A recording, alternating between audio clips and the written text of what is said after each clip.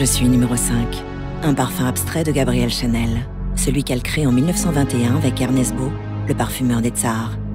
Je suis une révolution, une rupture définitive dans le monde de la parfumerie qui démode d'un coup toutes les fragrances en vogue de l'époque. Gabrielle Chanel propose un parfum comme jamais on n'avait osé l'imaginer auparavant. Je suis une avant-garde, née en même temps que le cubisme, le dadaïsme et le surréalisme. Je suis leur double olfactif. Comme eux, je casse les codes, comme eux, j'écris un nouveau langage et invente un collage d'effluves. Je suis le premier parfum abstrait. Je suis un manifeste, celui de la modernité, un bouquet en état de grâce. Mademoiselle y a redoublé le jasmin, l'ilang-ilang et la rose, et pourtant aucune note identifiable ne se dégage de mon sillage. Grâce à l'alchimie éblouissante des aldéhydes, je brouille les pistes pour ne ressembler à aucune fleur et devenir un parfum de femme à odeur de femme. Je suis un mystère, le plus connu et pourtant le plus énigmatique des parfums.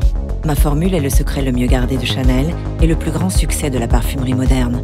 Cette ombre mystérieuse m'a fait passer de la célébrité à la postérité. Je suis un chiffre magique, le 5, son numéro fétiche. Son chiffre porte-bonheur depuis l'enfance.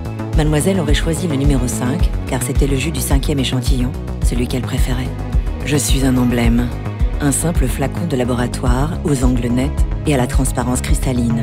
Un bouchon taillé comme un diamant qui rappelle la place Vendôme. Le référent ultime et universel du flacon dans l'histoire des parfums. L'empreinte et le triomphe de Chanel. Je suis un symbole, celui que les GI s'emportent en Amérique à la fin de la guerre comme un souvenir de Paris au goût de liberté, comme l'étendard du chic parisien, comme la quintessence du style Chanel. Je suis un mythe moderne, lorsque Marilyn me choisit pour habiller ses nuits et confie ne porter pour dormir que quelques gouttes de numéro 5, rencontre de l'absolue féminité et du parfum absolu. Je suis une icône du XXe siècle et le premier parfum à entrer au MoMA. Le roi du pop art Andy Warhol décline mon flacon en sérigraphie. Je suis une légende intemporelle qui se réinvente sans cesse. Comme dans un rêve familier de Verlaine, je suis ni tout à fait la même, ni tout à fait une autre. De l'extrait à l'eau et de l'eau au parfum. Je suis une allégorie, celle de la modernité, de l'élégance française et de l'éternel féminin. Je suis le parfum des parfums, incarné par les plus grandes célébrités. Pour mon anniversaire, la plus célèbre des actrices françaises dans le monde, Marion Cotillard, m'emmène danser sur la lune et y laisser mon empreinte, pour des siècles encore. Numéro 5, 100 ans de célébrité.